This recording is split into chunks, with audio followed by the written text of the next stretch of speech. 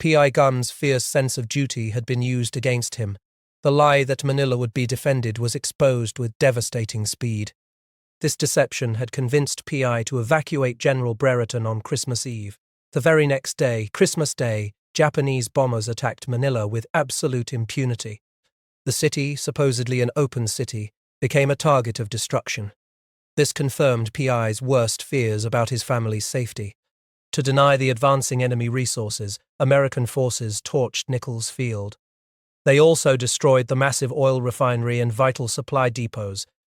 Colossal plumes of black smoke were sent into the sky. The ancient monastery of Santo Domingo, a landmark of colonial history, was reduced to smouldering rubble. By the time Manila was formally declared an open city on December 31st, chaos reigned. Thousands of impoverished Filipinos, desperate to survive the impending occupation, descended upon the piers. They looted the abandoned supplies, taking everything from crates of food to personal Christmas packages. It was a grim testament to the total collapse of order.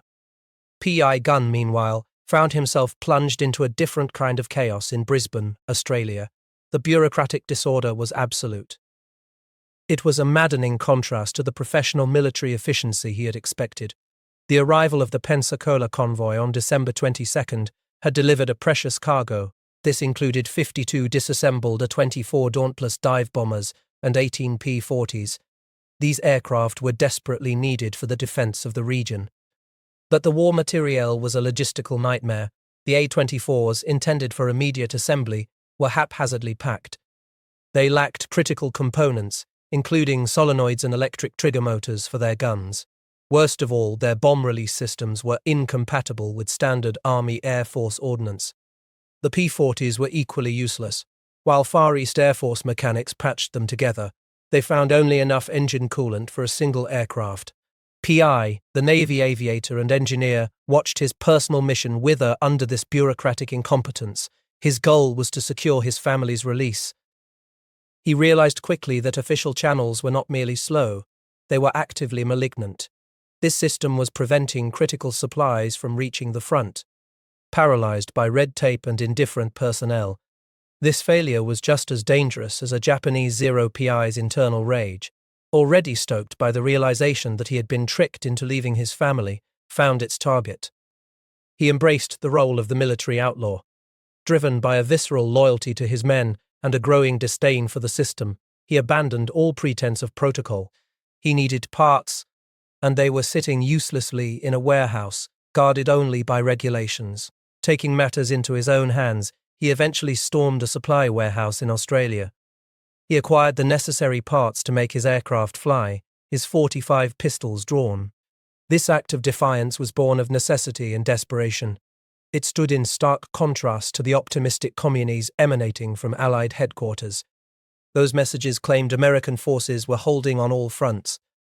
The reality on the ground was one of shortages, disarray, and immense human suffering. These consequences were born not just of Japanese power, but of a catastrophic failure of foresight and military bureaucracy. For Pappy, the war had ceased to be about duty alone. It was now a personal vendetta fueled by the need to survive the system so he could one day survive the enemy and rescue his wife and children. The exile to Australia was no reprieve. It was merely a shift in the theatre of chaos. Pappy Gunn arrived in Brisbane sometime before the new year. He traded the immediate danger of Japanese bombs for the insidious destruction wrought by bureaucratic inertia. The logistical situation was a complete disaster. There was no established command structure, no functioning supply division, and no quartermasters in place until May 1942. The system was paralyzed, not by the enemy, but by its own rigidity. Material desperately needed at the front sat rotting in crates on the docks for weeks. Fuel, ammunition, and spare parts were held hostage by Australian longshoremen who adhered strictly to union hours. Clerks, adhering to a supply manual mindset, refused to release items that were not on their precise table of allotment. They often dismissed frantic requests with the infuriating pronouncement that the required part was not in stock. Colonel Alexander Johnson's rigid, bullying leadership style only exacerbated the friction. It turned cooperation into a bitter, stalled battle. Pappy, attaching himself to Colonel Jim Davies's fledgling outfit, quickly realized that fighting the Japanese would be easier than fighting the U.S. Army Air Force's own administrative staff. The original mission, reinforcing the Philippines, died a quick, brutal death. By the middle of January 1942, Pappy was ready to lead the first half of the 17th Provisional Pursuit Squadron in his bright red Beech 18. But the Japanese invasion of the Dutch East Indies had closed the crucial air supply lines. On January 19th, the unit assembled in Darwin to meet General Brereton. Brereton delivered the grim news: the ferry route to Luzon was closed. The hope of immediate rescue for the Philippines was shattered. The reinforcement mission instantly devolved into a desperate defensive one, redirecting them to hold Java. On January 22nd, Pappy led Major Bud Sprague's group 240 miles westward across the Suva Sea to Soemba Island. The pilots, flying their 15 planes over 540 miles of open water, felt less like reinforcements and more like meat shields. They were a tiny bubble of mechanized humanity sent north to die. Pappy's response to systemic failure was to become a high-functioning military outlaw. He was already engaging in robberies with Master Sergeant Jack Evans to procure basic survival gear. He soon set his sights higher. He needed aircraft capable of hitting the enemy hard, and the limited-range A-24 dive bombers were not it. He needed the B-25 Mitchells. These powerful, advanced bombers were sitting grounded in Brisbane. The North American Aviation B-25s, intended for the Dutch, had arrived in early March. They were trapped in a bureaucratic quagmire of inter-allied squabbling over who owned the title to the aircraft. On April 1st and 2nd, 1942, Pappy and Davies executed the audacious theft of the B-25s. They leveraged a highly questionable written order from Colonel William Eubank. The acquisition was pure friction and force. Jack Fox, a tech representative from North American Aviation, confronted Pappy. Pappy's uniform was often an afterthought. Fox demanded to know Pappy's experience with the B-25. Pappy's reply was characteristically profane. He emphasized the basic nature of the controls and his immediate need to relieve himself. This act of supreme bluntness somehow broke the tension. It forged an unconventional partnership with Fox. Pappy then turned his attention to the vital, secret Norden bomb sites. Finding them locked away by the Dutch, Pappy drew his .45 pistols once again. This time, it was not for robbery but for requisition. He forced the Dutch Commodore to surrender the critical instruments.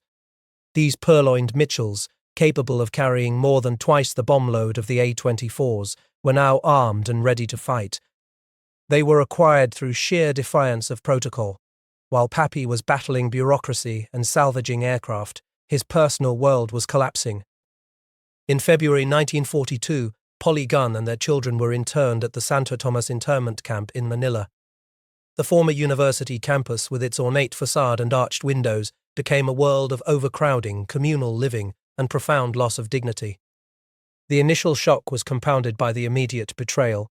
Essential items were stolen from their bags by fellow internees. Then came the devastating news that Polly's sons, Nath and Paul, would be segregated from her and their sisters. This shattered the family unit. The final illusion of a quick rescue was extinguished on April 9, 1942, with the fall of Baton. This news reached Pappy as he prepped planes in Australia. It signaled that his family was trapped indefinitely. The internment environment, already marked by disease and scarcity, became a lord of the fly's world. Adult predation flourished, and children were forced to abandon innocence.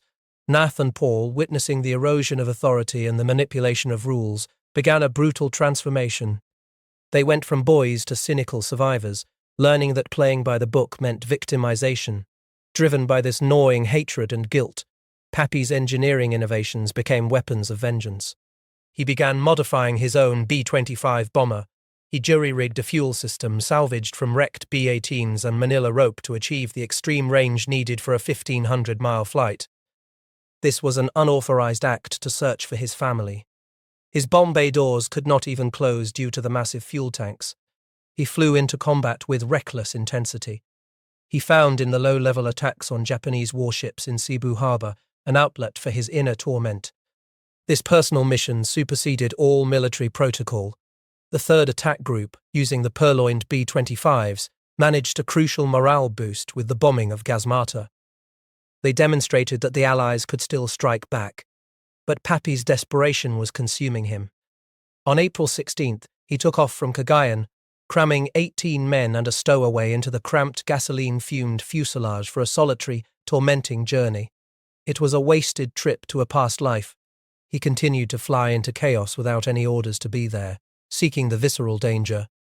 It was during one of these desperate flights that he was severely injured in combat. This was a graphic realization of the physical toll his reckless actions were demanding. The pain of the physical wound, however, was secondary to the constant ache for the family he had left behind. The legend of Pappy Gunn was being forged in the fires of bureaucratic incompetence and personal despair. The summer of 1942 in the Southwest Pacific was defined by a desperate, losing war of attrition. But with the arrival of General George C. Kenney, the entire nature of the conflict began to shift. Kenney, an engineer by training, was pragmatic and unconventional. He possessed a rare ability to cut through the bureaucratic sludge that had paralyzed the Far East Air Force. He replaced the command's bureaucratic stagnation with a decisive bottom-up leadership style. He actively sought out and supported the kind of grassroots innovation that the system had previously punished. This new climate proved fertile ground for Pappy Gunn. The crucial synergy between the two men began in a stifling canvas hangar at Charters Towers, Australia. Pappy, the veteran mechanic and rogue pilot, had been dismissed as over the hill by the previous regime, but Kenney saw him as a vital, if volatile, asset. Pappy's relentless drive, fueled by his hatred for the enemy and his gnawing guilt over his interned family, found official support. The two men, both practical and results-oriented, recognized that the war could not be won by adhering to outdated doctrine. That doctrine was designed for high-altitude, tight-formation bombing. These tactics were proving suicidal against the formidable Japanese Tainan Air Group. Pappy's immediate focus was transforming the B-25 Mitchell into a close-quarters commerce destroyer. He modified the aircraft by stripping out the unreliable retractable turret. He removed the Norden bomb sight and oxygen system. He replaced the bottom turret with a much-needed fuel tank. His most radical departure from doctrine was the addition of immense forward-firing armament. Pappy's team began installing 8 forward-firing 50-caliber machine guns in the bomber's nose. Each gun had 500 rounds. This effectively turned the bomber into a strafer designed to keep Japanese anti-aircraft gunners' heads down. This move was a blend of official procedure and individual experimentation. It pushed the limits of the airframe. Early tests of what was initially called Pappy's Folly were fraught with challenges. The added weight made the plane dangerously nose-heavy.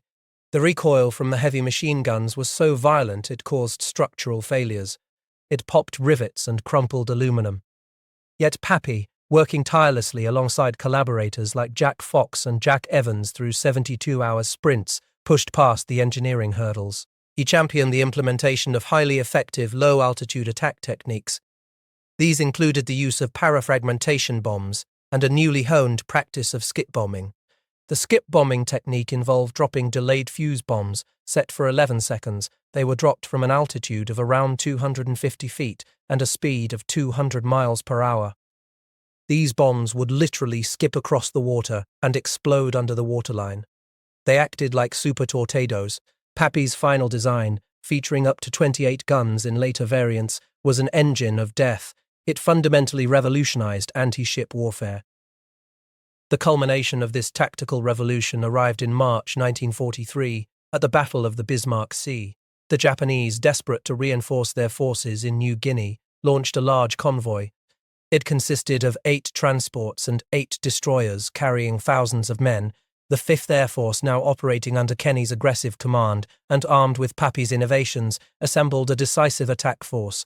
Captain Ed Larner, commanding his ship killers, led a flight of B-25 strafers directly into the fray.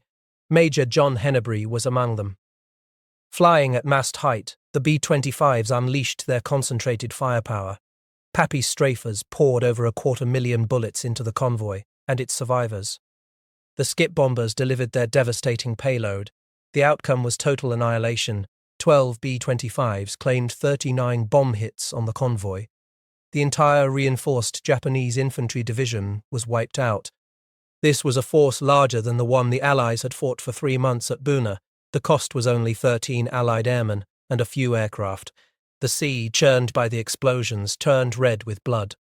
Sharks fed on the fallen amidst floating debris. The victory was a watershed moment. It secured Allied supply lines. It effectively crippled Japanese naval operations in the New Guinea region. It convinced General MacArthur, who had previously favored heavy bombers, to become a born-again air power true believer. While Pappy's innovations were turning the tide of the war, life in Santo Tomas became increasingly brutal. The Japanese military had taken full control, escalating oppression and scarcity. Pappy Gunn, already worn down by the grim reality of internment, faced a new crisis. Her daughter Julie suffered from severe malnutrition and spinal issues. She required a full body cast from neck to hips for stabilization. Polly transformed from a deferential wife into Mrs. Two Gunn, a tenacious and relentless advocate. She confronted camp administrators like PI over corporal punishment. She badgered Mr. Holland, demanding medical attention. Her fierce determination was her only weapon. It eventually earned the respect of senior Japanese administrator, Mr. Ohashi. He granted crucial passes for Julie's treatment, even though the camp hospital was laughably ill-equipped. The internment environment, lacking a moral compass, forced the Gunn children into a harsh pragmatism for survival. The boys, Nath and Paul, were exploited by adult men who stole their meager rations. This taught them that traditional authority was useless. Nath, remembering his father's broomstick lesson, helped devise a collective defense mechanism. His father had taught him the need to fight dirty to level the playing field. The boys used a special whistle as a distress call. When one boy was confronted, the whistle would summon the others. This transformed them from individual targets into a formidable, cohesive force. They consistently drove back their adult exploiters. This whatever-it-takes mentality extended to moral compromises. Witnessing his mother's worsening condition and the severe scarcity of food, Paul made the pragmatic choice to steal rice. This act, driven by the desperate need for calories, created a philosophical rift with Polly. She clung fiercely to pre-war morality. The boys' enterprise of trading torn Bible pages for necessities further highlighted this divergence. It underscored how the slow, insidious decay of internment ground down good values. It forced individuals to choose between sinning and survival. The overwhelming victory at the Bismarck Sea solidified the effectiveness of Pappy Gunn's B-25 gunships, but the true dominance of the new low-level tactics was cemented months later. In the summer of 1943, the Japanese attempted to redeploy hoarded aircraft to reinforce WWII and Hollandia. General Kenny seized the opportunity. Modified B-25s, now fitted with droppable fuel tanks to achieve extreme range, struck WWII on August 17, 1943. The gunships moved down rows of parked Japanese aircraft. Their cannons and machine guns unleashed a torrent of fire that destroyed nearly 200 planes. This single, cost-effective raid crippled the Japanese Army Air Force in New Guinea. It secured Allied air superiority and paved the way for MacArthur's surprise amphibious invasion at Hollandia. Pappy, now lieutenant colonel, was driven by a brutal, obsessive need to accelerate the war and liberate the prisoners. This drive pushed his aging body past its limits. It forced him to juggle special projects and demanding extreme measures. His body became a testament to the cost of his relentlessness. A shard from a phosphorus bomb blast lodged in his arm, causing debilitating nerve and tissue damage. His constant work resulted in his pinky finger being repeatedly broken. The pain was excruciating. Pappy decided the digit was more hindrance than help and took matters into his own hands. In a dramatic confrontation at the hospital, he threatened a guard with his .45 Colt. He demanded a surgeon amputate the digit. This self-inflicted wound symbolized his utter disregard for personal injury in pursuit of his mission. MacArthur, recognizing the strategic opportunity and driven partly by the desire to liberate the thousands of Allied prisoners of war, made the critical decision to bypass Mindanao and strike Leyte in October 1944. This was a calculated gamble. It shortened the war but presented immense logistical challenges. The Battle of Leyte Gulf immediately ignited. The Allied invasion force found itself precariously exposed, defended by Admiral Kincaid's vulnerable jeep carriers. The urgent need for land-based air cover made the construction of Tacloban Airfield a matter of life or death. Under Colonel David Photo Hutchison, the airfield was built in a near impossible 6.5 days. Thousands of mast and mat planks were laid over the soft Leyte soil. Pappy Gunn, despite his wounds, became the linchpin of its operation. He risked his life by standing in the open under the constant threat of lingering Japanese snipers and strafing aircraft. He was the human beacon, improvising landing guides and lights. He ensured the safe arrival of essential planes. The chaos of the campaign was brutally illuminated on the morning of October 25th. A Japanese bomber, employing deceptive tactics by dropping its landing gear and turning on its lights to impersonate an American plane, launched a surprise attack on a landing craft. The resulting explosion, ironically, illuminated the strip for subsequent safe landings. This was a stark example of the unpredictable horrors Pappy managed to navigate. He saved between 9 and 20 American lives in the process. Meanwhile, in Santo Tomas, the threadbare existence of the internees was abruptly interrupted on June 8, 1944. A U.S. air raid over Manila Bay offered a potent glimmer of hope. The sound of anti-aircraft fire and the sight of navy blue planes with white stars ignited cheers. It was a powerful symbol of the shifting Allied momentum. The final, agonizing wait for liberation culminated on February 3, 1945. A Marine SBD Dauntless dive bomber flew low over the camp. The pilot waved, then dropped his goggles. They contained a note. "Roll out the barrel. Christmas is coming today or tomorrow." This signal ignited widespread excitement, quickly tempered by a palpable dread. Volatile Japanese guards, particularly Lieutenant Obiko, the tormentor known as Shitface, were known to be planning a final horrific massacre. The pivotal moment arrived with a thunderous crash. The American tank, the Georgia Peach, smashed through the camp wall. This signaled the physical end of captivity. The initial relief quickly dissolved into confusion and terror. Many internees, separated from the world for 3 years, mistook the advancing soldiers for Germans, but the sight of American helmets and olive-drab uniforms brought a surge of exultation.